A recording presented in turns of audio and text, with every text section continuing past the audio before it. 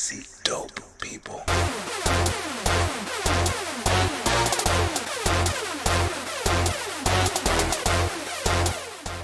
Welcome everybody to another episode of Dope People. I am your host, Hayden Green, Brooklyn's favorite polymath. And today we have an amazing guest. And why do I have a guest? Well, I talk to dope people. I know a lot of dope people. I want you to get to know those dope people. And for those of you who are like, why is he using the word dope over and over and over again? Well, it's one of my favorite terms. It's an old school kickback term. It means something that's amazing, that's interesting. And so I interview interesting people and really get into their heads and try to give you an idea of what they're doing that is dope. Today, we have on our show a doctor. Yes, a doctor, but a doctor of music. And I am so excited to bring to the stage Dr. LaToya Lain. Put your hands together for Dr. LaToya Lain. Thank you so much for having me.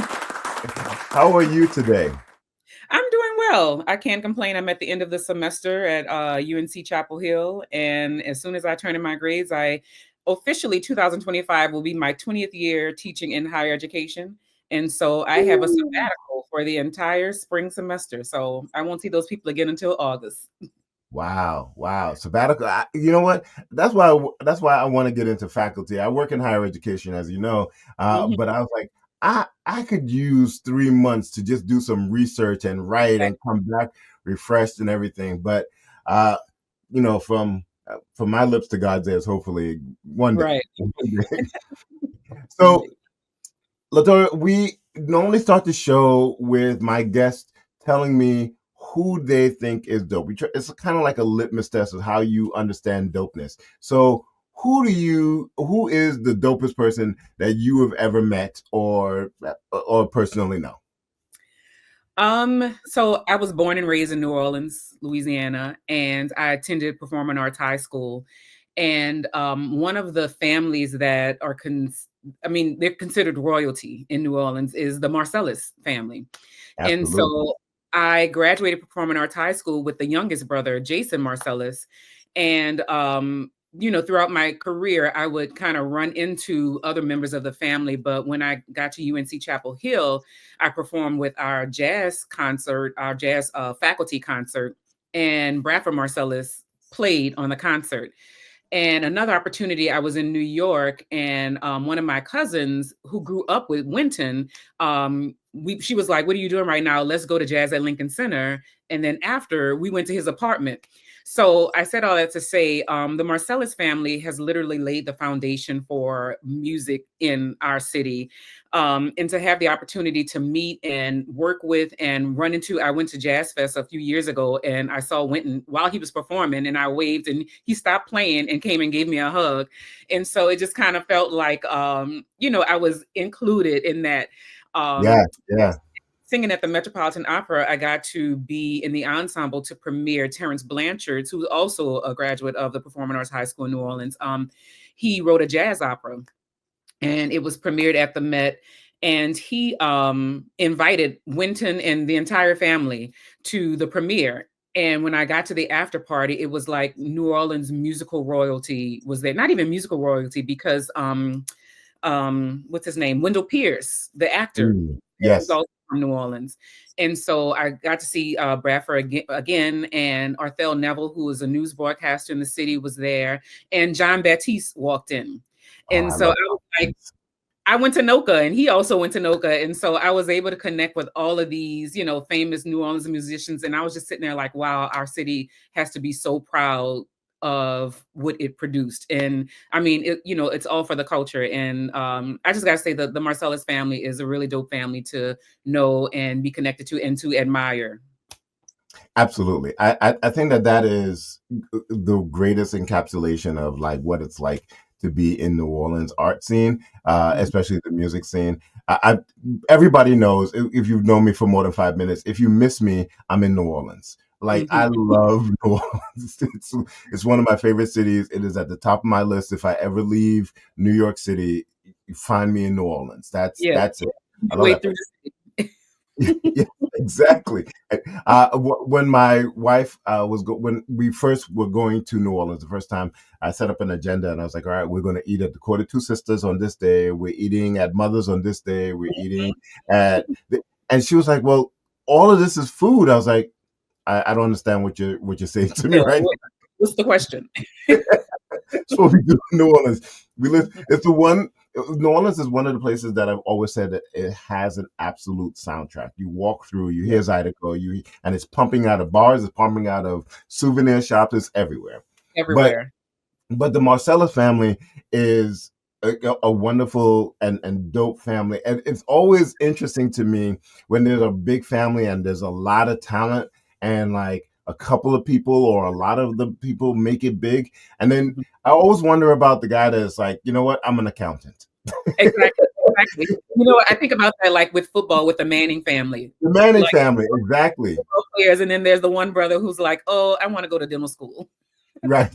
Exactly. There's so much pressure. No, you're gonna play an instrument. I, Yeah, but I like numbers. exactly. Well, There's a lot of thank you for sharing that. That is a really dope, and I would love to be a fly on the wall. That I think that's a great, that would be a great room and a great experience of just being around all of those people.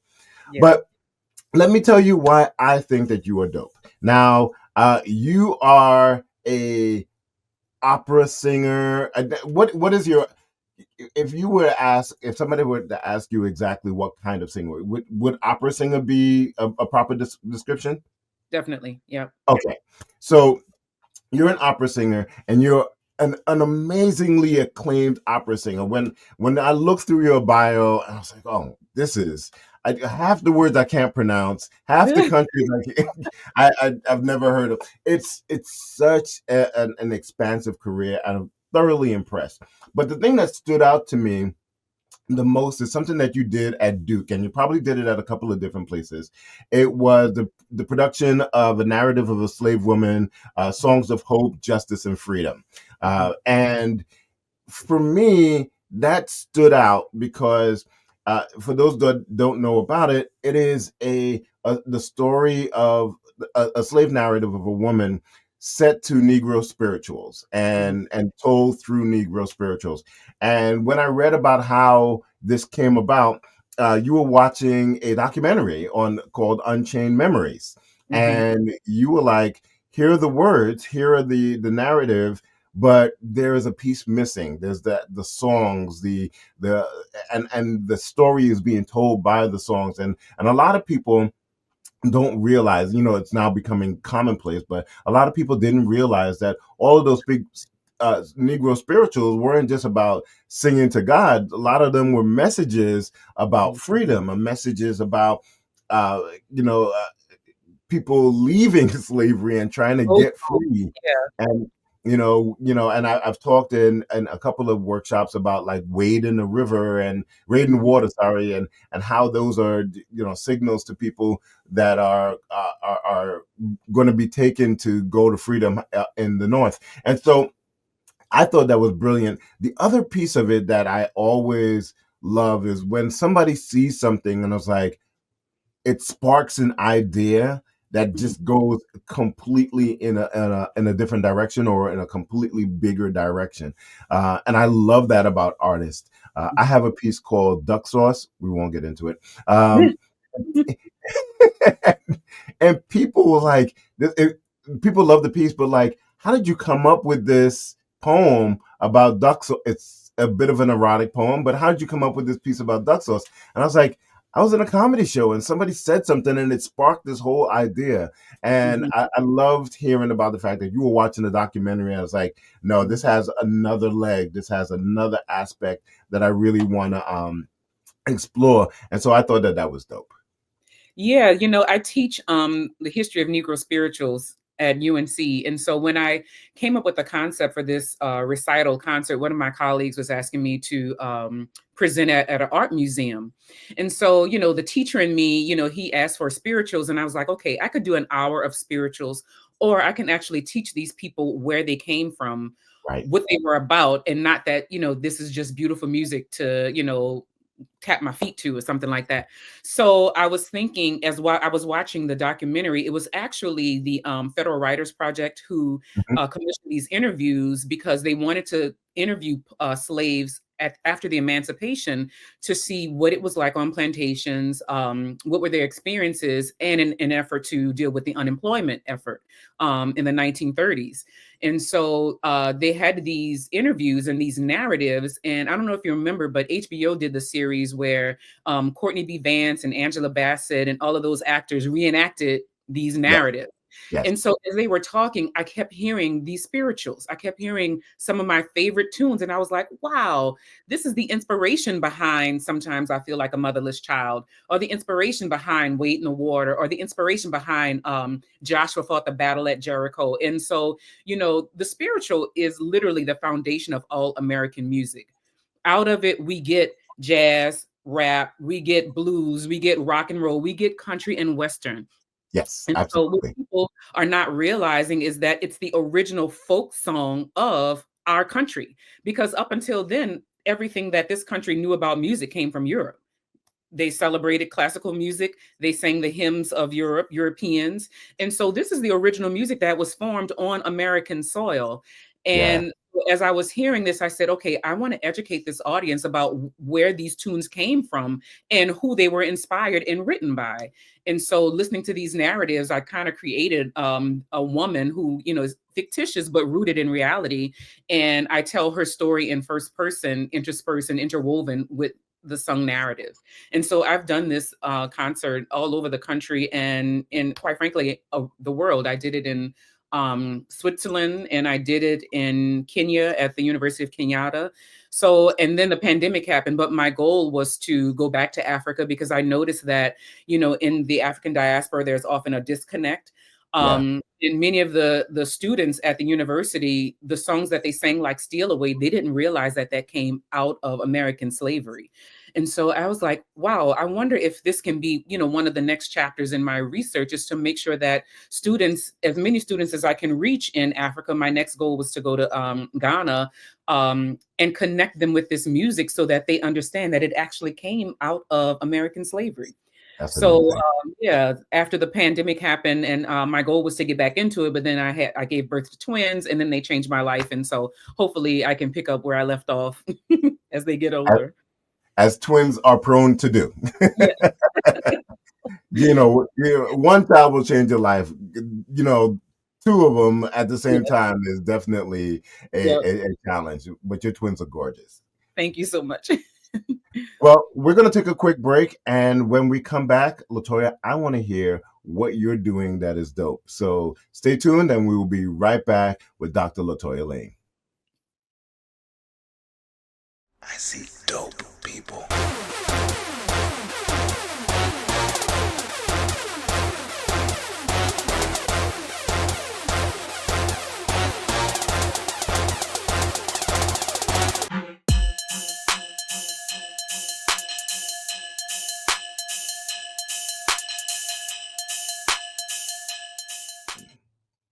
And we are back with Dope People. I am your host, Hayden Green, back with some more dope people for you to learn and to experience. And today I am wearing my Alexander Hamilton, my Hamilton shirt. This is the most musical shirt that I could possibly find. But if you're looking for some other shirts, please check out our new line of dope apparel. But right now, I want you to check out Dr. LaToya Lain, who is our guest today.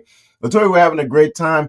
But I want to hear what are the things, what are you doing that is dope? Now, it might be one time dope things like I once sang at the Metropolitan Opera, which you have, or I teach at UNC and educate people about Negro spirituals, which you do. But you tell me, what is the dope thing that you're doing right now or have done? Well, one of the projects that I'm working on my research sabbatical next semester is I have this lecture that I'm creating called From Bach to Burley. And so I wanted to do this collaboration between what we know about classical music and singing Bach cantatas, and the connection to African American spirituals. And so one of my colleagues this is so dope. I love when I have colleagues who are not actually in the musical field, but they grew up learning, studying music and become amazing musicians while also being attorneys and doctors and, all the things. One of the things that I love about teaching at UNC is everybody's a double major. And so a lot of the students that I teach are like neuroscience majors, but they have this love and appreciation for music. And so I always tell them, I'm like, look, you're going to be rich one day. So I need you to donate to the arts because you love it. Yeah. And my job is for you grow up appreciating arts and you go into your field and remember what it did for you and how it fulfilled you. And so one of my colleagues is actually the dean of the law school at UNC, but he's an amazing oboist. And so he and I were talking, and we're going to do this collaboration where we take the Bach cantatas because they're all based on biblical scriptures and pair them with Negro spirituals that are based on the same scriptures. And so we have commissioned composers to write the spirituals, but to add an oboe part to them. And we're going to premiere them with one of the local symphonies here in Chapel Hill. And it's going to be from Bach to Burley. And I'm going to write a lecture to pair it. And we're going to base it on these biblical scriptures and talk about how they connect. Wow. Wow. Looks like I have to make a trip to North Carolina. Yeah. Wow. That's really dope. Yeah. That is dope. That's amazing.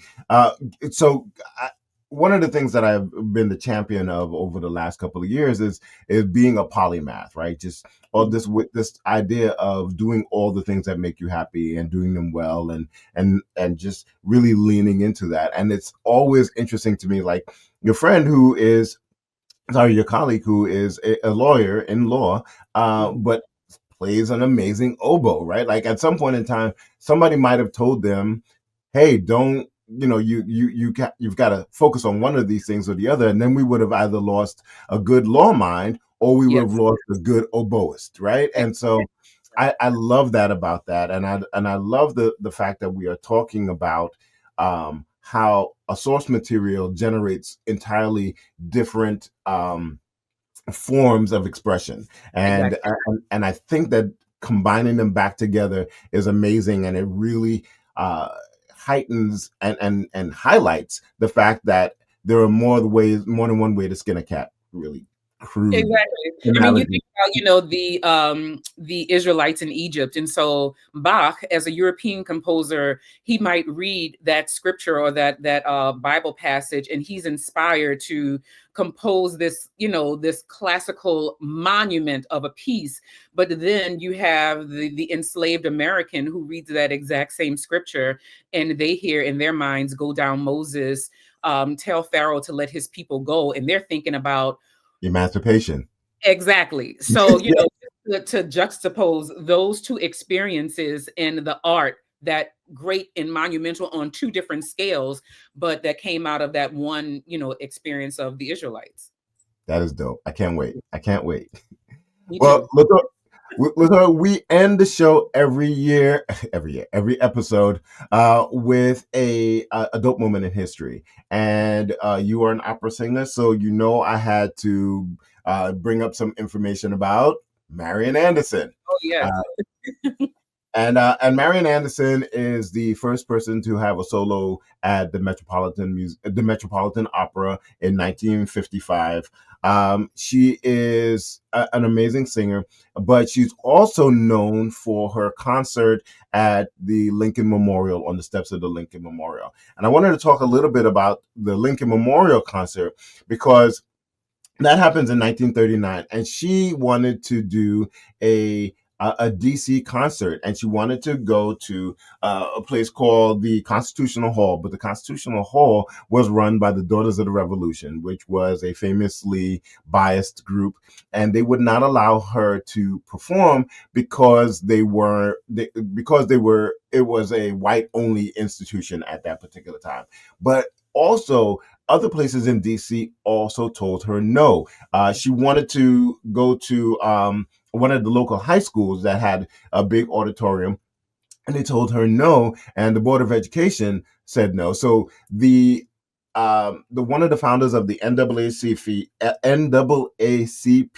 Charles Edward Russell, pulled some people together and started to petition the Board of Education at one of their boards and said that, y'all are being racist. You have to you should let this woman perform. And they didn't overturn their decision, but a whole bunch of Daughters of the Revolution quit the organization and denounced the organization and said, I can't believe that you are letting this age old idea prevent this great talent from performing in our hall.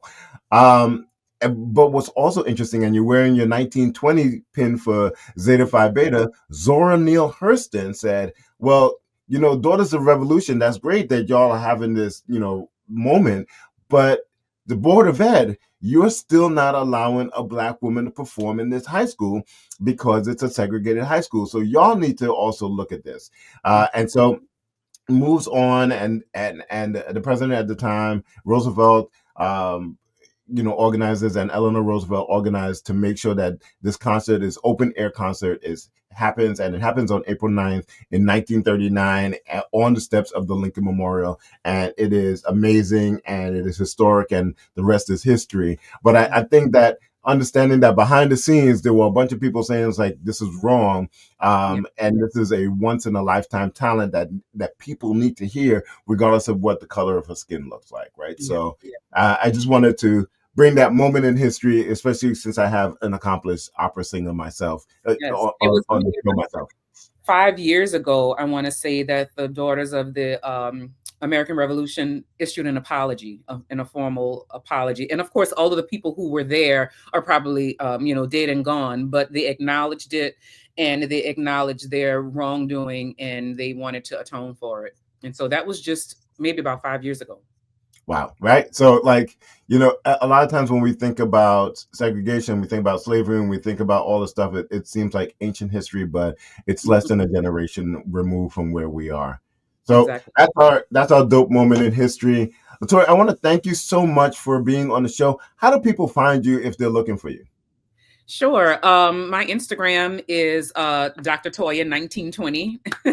And also my website is LaToyaLain.com.